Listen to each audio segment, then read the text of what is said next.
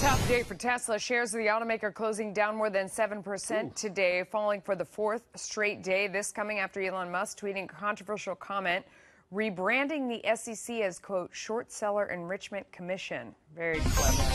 Let's go to Charlie Gasparino, who moved Tesla shares yesterday with his reporting. Well, that sounds like you. You're part of the short seller enrichment commission, aren't you, Melissa? I've always thought you're kind of a negative person, aren't you? What? All no. right, I'm only kidding. Person.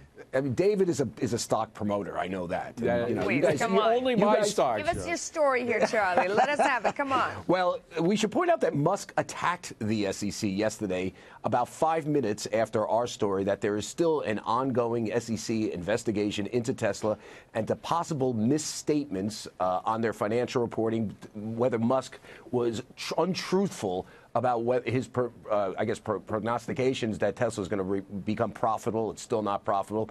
Whether he was truthful about his boasts about meeting production deadlines on the Model 3. That's their newest car, one designed for the masses, and a lot of those production deadlines have been missed. Some have been met. So after we reported that, moved the stock, Elon lost it a little bit, and he came out with this tweet where he essentially said the SEC is in bed with the shorts. Now, here's the problem that he has with this short seller enrichment commission.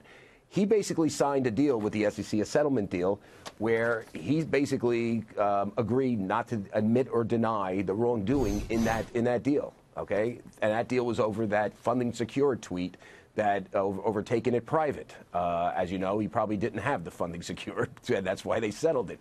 You're not supposed to really say anything, and now it really comes down to who's gonna basically hold him accountable. What our sources are telling us inside the SEC is they're not going to move. They feel somewhat handcuffed on this because the deal isn't quite approved by the judge. So it's up to this one judge, Federal District Judge Alison Nathan, to rule on this and whether she approves this settlement. If she rejects the settlement, the SEC is going to have to charge him, and they will seek a ban.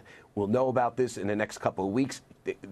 Judge Nathan has essentially given Tesla and the SEC a week to come up with their rationale behind this type of settlement. Remember, the settlement included a ban from being chairman, that Musk cannot be chairman for 2 years. They have to hire 2 independent directors. He has to pay a modest fine of $20 million, but he stays as CEO. A lot of people thought that was a really good deal, and he still went after the SEC. And I can tell you, there's not a lot of happy people at the SEC over this tweet. They declined to comment. Tesla still hasn't commented. And one other thing that's kind of weird about this story, Mr. Musk is supposed to have all his tweets approved by an inside company lawyer. I'm wondering if the lawyer really approved this one. Anyway, guys, right. back to you. And I mean, his lawyers must be so frustrated that you would get out and do that and fly in the face of. I'm sure they worked really hard on that deal because, as you said, it seems like a really good deal for him. I've covered so many insane things. Municipal bond scandals, the financial crisis, of course. You and I were both covering that at the time at CNBC.